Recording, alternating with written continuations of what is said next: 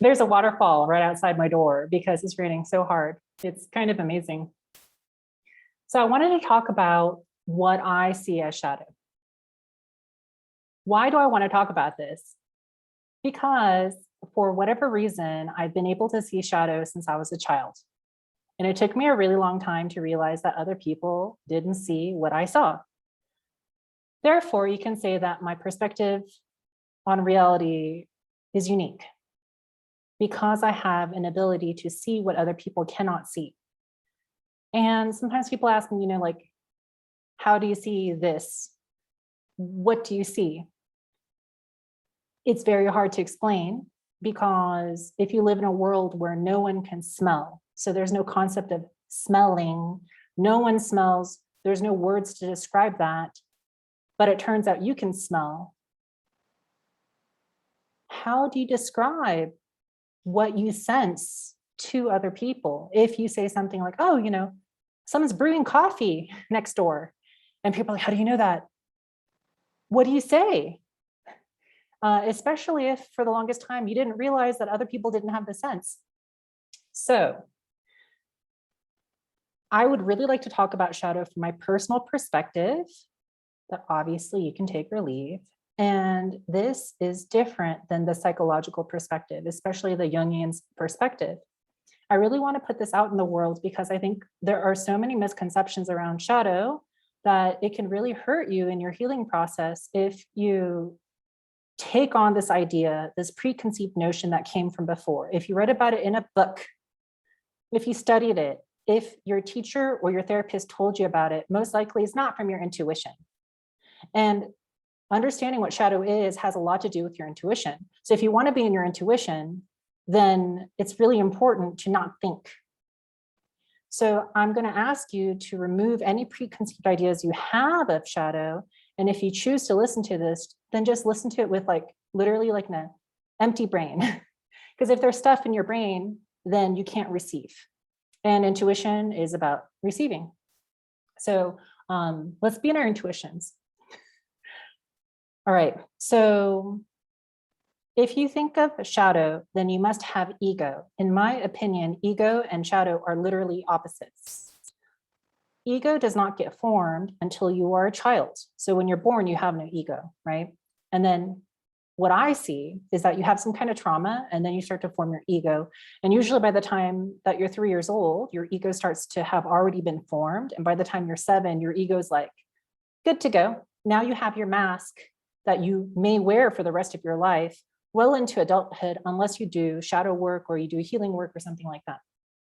So if you think of your ego as the thing that you act like you are in order to hide the soft spot that the trauma felt really bad about, then the ego is not who you actually are.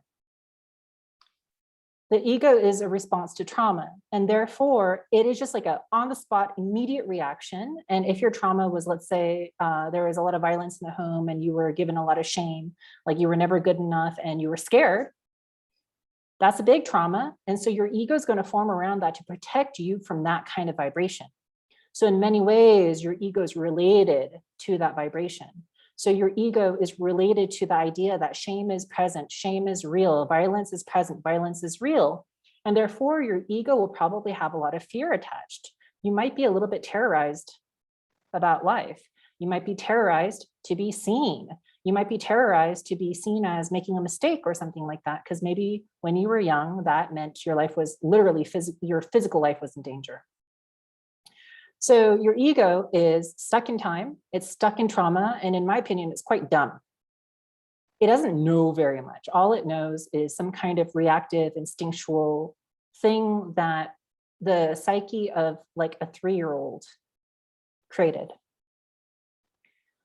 So if your ego is this mask that is a response to trauma, then who you really are, what I consider your home vibration, like your spiritual mission, the reason why you're on earth is therefore in your shadow. So your true self is in your shadow.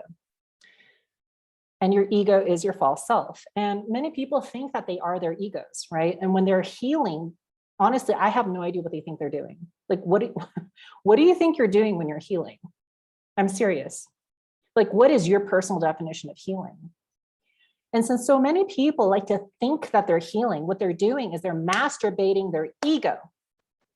They're not healing anything. They are just going to therapy, paying for their sessions. They're doing this or that. You might take it up to like a next level, another notch, and you might become a facilitator yourself. You did your yoga teacher training. Good for you. Sorry. You got certified in this or that healing modality, but you're still masturbating your ego because you're not doing any kind of real healing. Okay. So, in my opinion, your ego that served its purpose when you were like, let's say 3 years old, probably doesn't serve you much when you're 33 years old. In fact, it has become parasitical on your body. And you're serving your ego more than your true self that has been like ensconced and shut down and pushed into the shadow and has been labeled bad. Because whatever the ego thinks of itself as is usually good, and whatever threatens the ego is considered bad. And so in this case, your true self, which is in your shadow, your actual real self is usually often considered bad. And your ego has a lot of fear around any kind of life activity, decision, behavior, any kind of energy vibration that would bring your true self to the surface. So a lot of egos prefer dumb, stupid, bad, so-called healing. That's not healing. So you think you're healing, but you're making sure to keep your real self in your shadow. Does this make sense?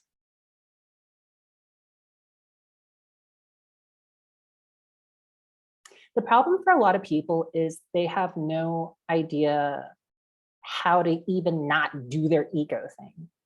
They have no idea how to find their true self and be their true self or anything like that.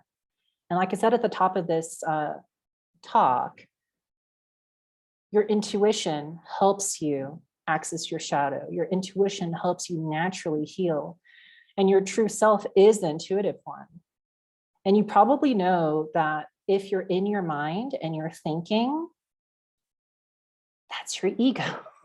You're serving your ego. Your ego is not intuitive at all. Remember, your ego is stuck in the vibration of your trauma. Anyone's ego has shame, guilt, fear, anger, sadness attached. So you're like chronically depressed no matter what. I know people who were depressed basically ever since they were born because they were given the sadness energy when they were in utero. So they're like carrying the sadness for their family lineage. So they're like chronically depressed.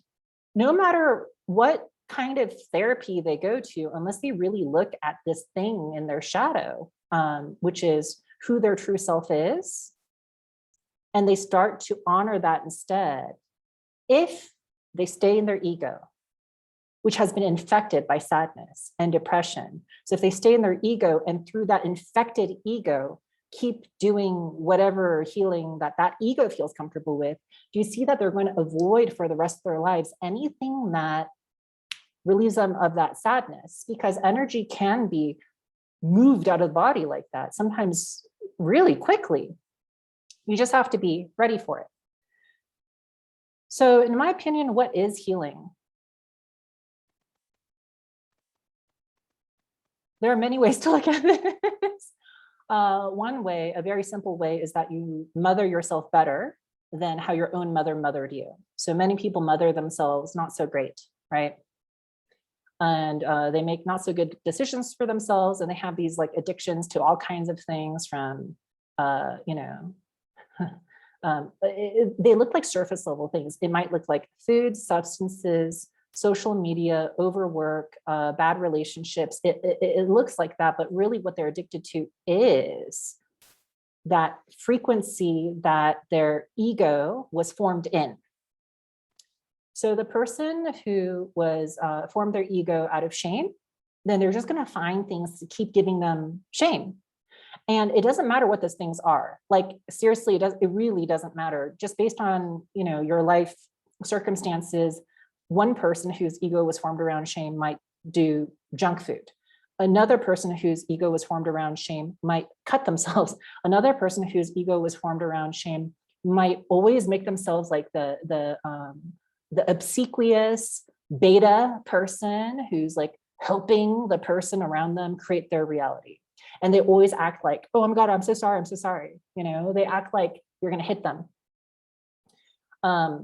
Some people whose ego have been formed around shame find some sort of really, really, really bad person to be in a romantic relationship with, and they have all their life force energy sucked out of them by this romantic partner. I mean, this kind of thing literally shortens your life. I mean, seriously, it causes so much evil, evil meaning like taking your life force energy to be present in your system, and you're kind of like okay with it through your ego, that you will age faster, you will have more disease, you will have a lower vibrational life. And the vibrations that you have in your system literally create your reality. So if you have a lot of shame in your system, meaning your ego is very strong, your reality is going to reflect that vibration. So your life will suck. Like your real life, the actual things that happen will suck. I know people who get robbed all the time. I know other people who it's like every single boyfriend cheats on them. I know so many people who they have this boss who doesn't see them, et cetera, et cetera, et cetera, right? And like no matter what job they go to, they always have some sort of like asshole boss. It's not the boss, it's the shame energy in their system that they haven't gotten rid of yet. And actually they're addicted to. Their ego is addicted to that shame because the ego wants more ego. The ego wants more ego.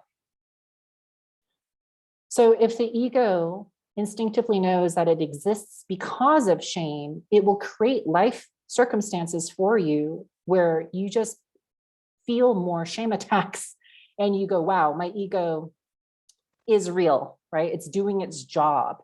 I'm so glad that I'm good at that thing I do because that was a bad experience. And that thing you do might be, you know, cowering in fear, like because your boss is nasty, or cowering in fear because your boyfriend cheated on you again, or cowering in fear because you're afraid that person's going to steal from you because that happened not too long ago, right? And that's just literally your reality. So what is healing? What is shadow in this context? So in my personal opinion, shadow is everything that is not the ego. Everything. And the ego cannot see shadow and feels threatened by shadow oftentimes, because what's in the shadow will often cancel out the ego. So if you're born, let's just say you're born an enlightened being and you chose to have this experience. So you chose a family that traumatized you a certain way, that gave you your particular ego, and that is the Dorito chip flavor you decided to try out this lifetime because you're an enlightened being. Something like a human experience is interesting. It's novel, honestly. Think about a god on Olympus who decides to come down to earth to have run rotation as a real human. What are they going to do? Are they going to play the king? They're a god on Olympus. They're probably going to play some sort of like beggar on the street who gets hit in the face with a dead fish. That's exciting because it's so different than being a god on Olympus. So that difference is exciting for a lot of people who came to earth to have this kind of experience. You're already enlightened, you already know everything. But in order to do this thing where you play a human and have a human existence, you have to be limited. You have to not know everything. Something needs to be hidden from you. So do we agree that one way to view life is that it is one big surprise? You don't know what's going to happen next, right? You don't know how many days you have left on this planet, and you don't want to know, most likely. It would ruin your fun if someone told you every single day, this is going to happen no matter what. What's the point of life then? There's some sort of discovery, there's some sort of striving, there's some sort of like difficulty that helps you feel like a human. So, in my opinion, shadow created all this for you. If you believe that you have a kind of consciousness, the consciousness that witnesses and lives your life, then you also have an unconscious aspect to you. And that unconscious aspect, you probably agree, is greater than your conscious aspect. Your unconscious aspect, in my opinion, is the enlightened aspect of you. It knows everything already. Nothing is a surprise. And to me, it's very, very similar to when you're an adult and you play with a little kid. When you play with a little kid, what does the kid want to do? It wants to win. It wants to play a game where you're like running, running, running. And the kid's like, look how fast I am. And you're like, yeah, you're so fast. And you're like going, oh my God, oh my gosh, why are you running so much faster than me? Like, it's so hard for me to keep up with you. Oh my God, you're the fastest runner ever. Like, the adult supports the play of the child. Similarly, if you do like an arm wrestling with a kid, the kid's like, I'm beating you, I'm so strong. And you're like, oh my God, you're so strong. Yeah, you're beating me. And then you kind of give some resistance, right? You make the kid think that maybe they won't win, but then you allow them to win. Because that's what you do when you're an adult. You support the play of the child because a child is innocent.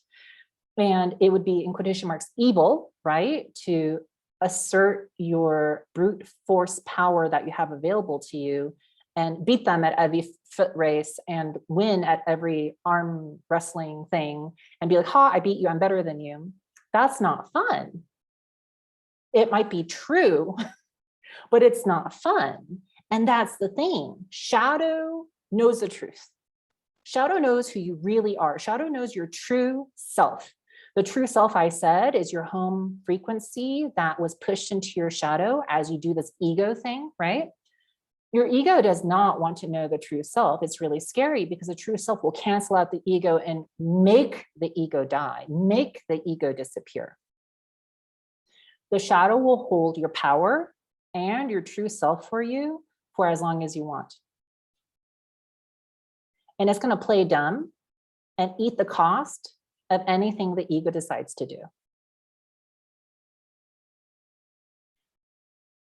The shadow will play dumb and eat the cost of anything the ego decides to do.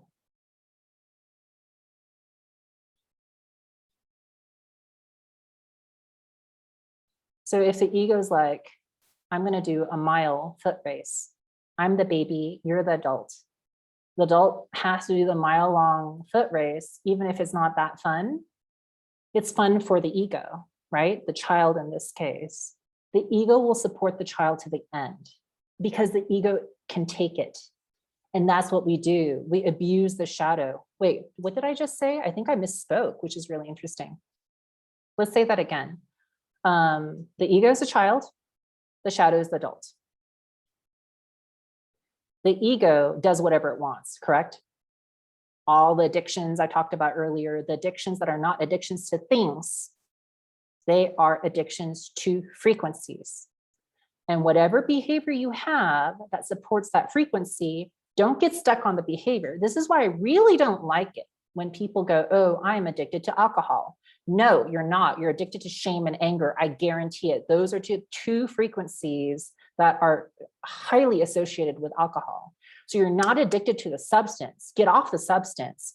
I mean, get your idea off the substance. You're addicted to the frequency. So when you look at the frequency and you notice that you're addicted to that instead, now you can do something. But if you get stuck on the substance, you're not healing. And you're probably going to think that you're a recovering alcoholic for the rest of your life, which is very disempowering, in my opinion.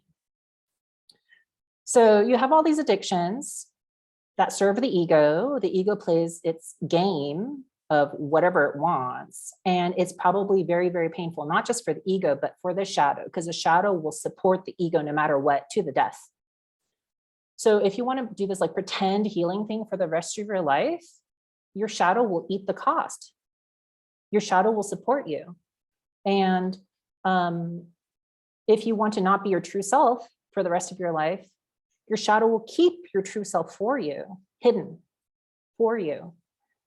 Just like the adult doesn't tell the kid, hey, I can run way faster than you. or I don't want to do this mile-long foot race that you set up for us, is boring, or I don't want to do this like arm wrestling thing, is boring because I know I'm going to win. The adult doesn't say that, right? The adult supports the play of the child. And you have to look at this, if you're coming along with me on this, you have to look at this from the highest level spiritual point of view, which is you're here to play. Your energy came down here to play. Your energy did not come down here to be a victim. If you want to think that, you're allowed to, but you have to understand that the way you're playing is by being the victim. And this is why I say that there are no victims allowed ever, ever. You're never, ever allowed to think of yourself as a victim, because if you do that, you're telling me that you're choosing to not heal.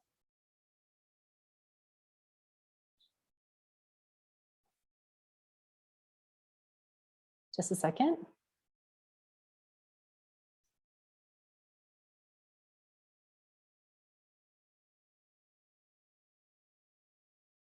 So what is healing?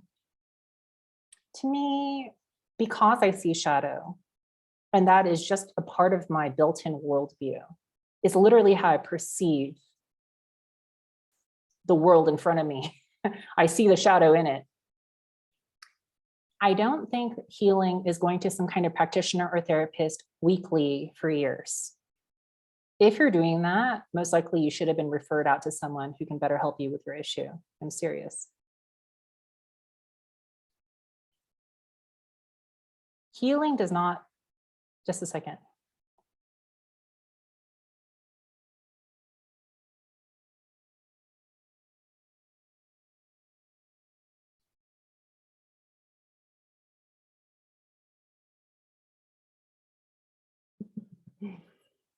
There's a lot of energy. Okay. So to me, healing does not mean going to a practitioner weekly for the rest of your life for years and years and years. I personally think that if that is happening, you probably should be referred out to a different kind of practitioner with a different modality that can probably better help you with whatever it is, whether it's chronic back pain or something that you think of as depression or whatever. If there's something that makes you feel, quotation marks, not quite your highest vibrational self, then I don't think that seeing someone for that for the rest of your life or for years is really healing. It's masturbating the ego, in my opinion. Because I believe that you can be healed already. And this just is such a unique, original idea for some reason. Most people in the world think that healing is like a forever process, that you're going to just be healing forever. And that like, the more you heal, the more you see that there is to heal. No, I don't think so. I think it's totally possible to be your highest vibrational self in this lifetime. I mean, why else are you here? And what does it take to be your true self, which is in your shadow? Yes, it takes some kind of what I would call shadow work. What does that mean? It means allowing your ego, which freaks out, by the way, everyone's ego, like a core quality of ego is to freak out. Anyone's ego, any ego on any body freaks out. That ego, that freaking out quality not only keeps the ego alive, which makes it parasitical on you, but it keeps your body alive. Because if you were fully that shadow self, that unconscious aspect that's fully enlightened, that knows everything, it would remember too much and not be able to play this game. So the ego that freaks out, that was formed from some kind of trauma, it really doesn't want to die. And it really doesn't want anything to like cancel it out. And that wanting to exist further in this reality helps you stay in this reality, helps you have this lifetime. And so in my opinion, you'll always have an ego and you'll always therefore have shadow, because once the ego is formed, then the shadow forms around that. And just a second.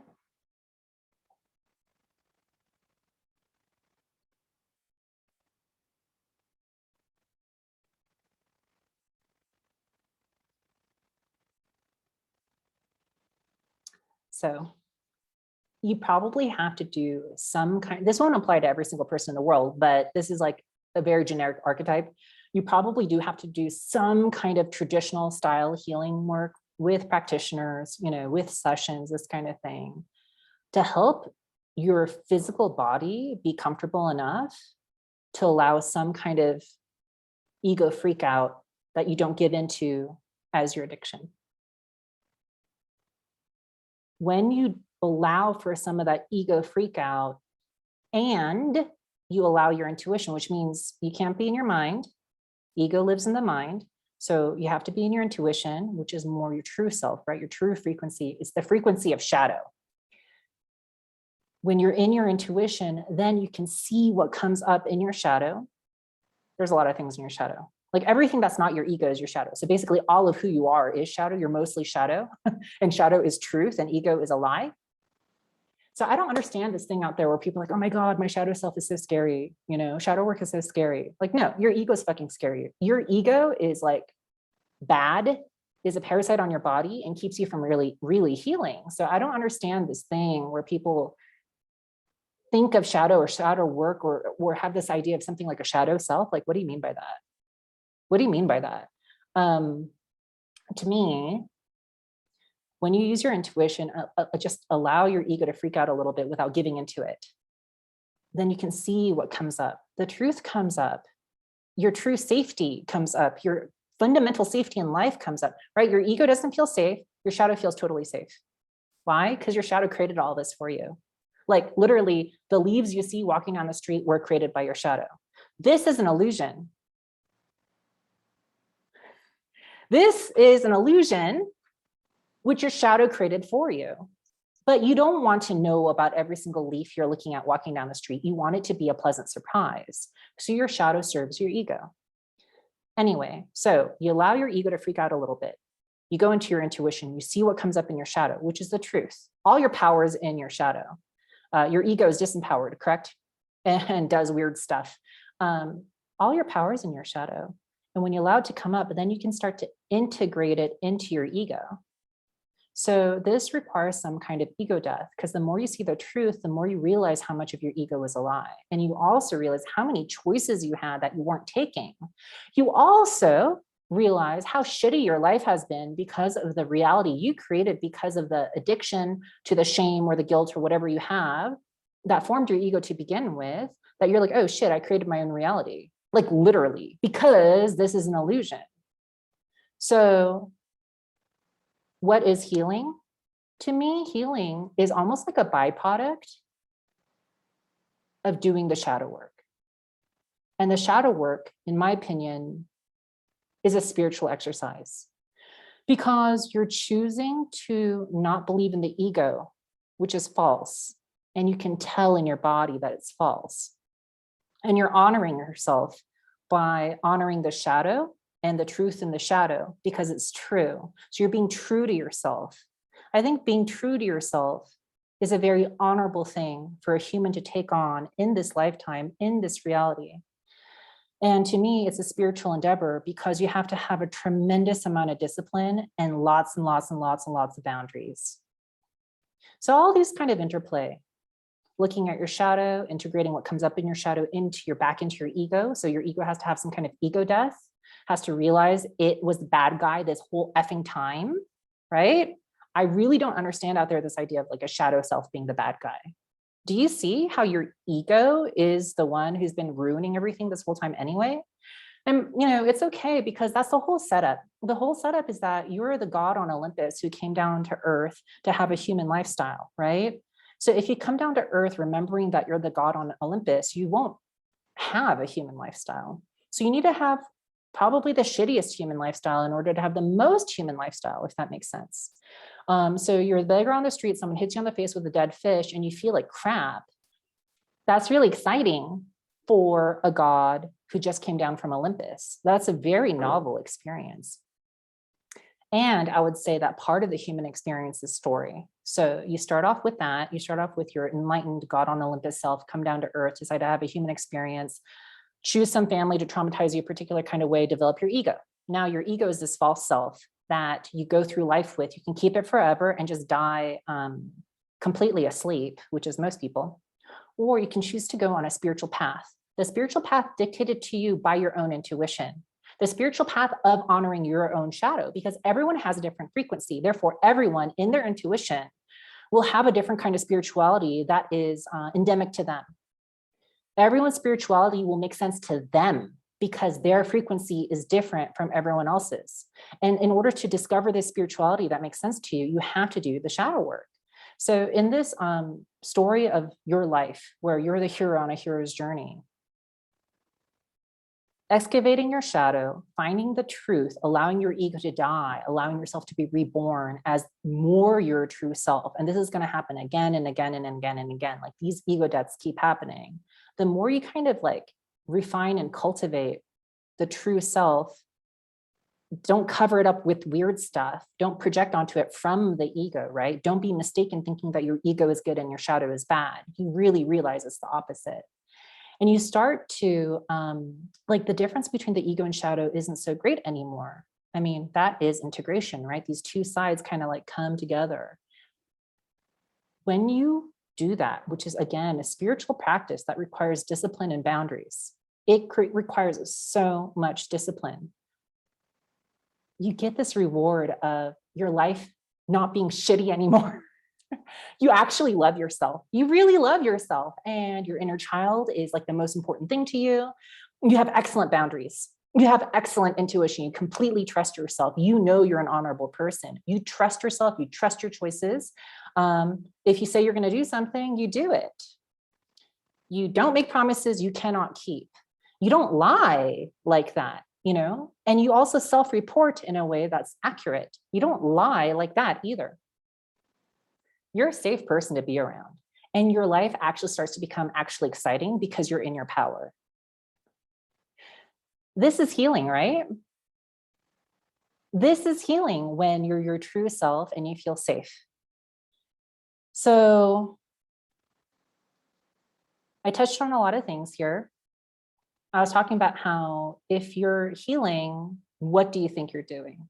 It's really important for you as your own guide of your own healing journey to know what healing is for you. And in my opinion, healing is not going to have a gazillion sessions with someone. In the beginning, that's helpful to do the kind of basic level crappy stuff that you have to get rid of or deal with in order to feel safe enough to start to do shadow work. That's my opinion. Once you start to do shadow work, I consider it more of a spiritual exercise that has a side effect of healing than a healing psychological exercise. I do not consider it a psychological exercise at all, actually. I consider it something that has to do with your intuition, and psychology is your mind. Psychology is your mind. Psychology is your mind. Shadow work requires your intuition. It requires you going into your unconscious in a way where you cannot use your mind, which is why I asked you at the beginning of this class, this talk, to please empty your mind so that we could be in our intuitions. The more you embrace what's in your shadow, which is your enlightened self, which is your true self, the more you can integrate that into your ego through a series of ego deaths and rebirths, and your ego will no longer be that parasitical, traumatized reaction to whatever you experienced growing up, and therefore you won't have these ugly addictions to ugly vibrations. Most people are addicted to some kind of ugly vibration. It's just the way it is. And you know, because it's an old feeling, and you know, because you attract weird situations in your life that give you that old feeling again and again and again.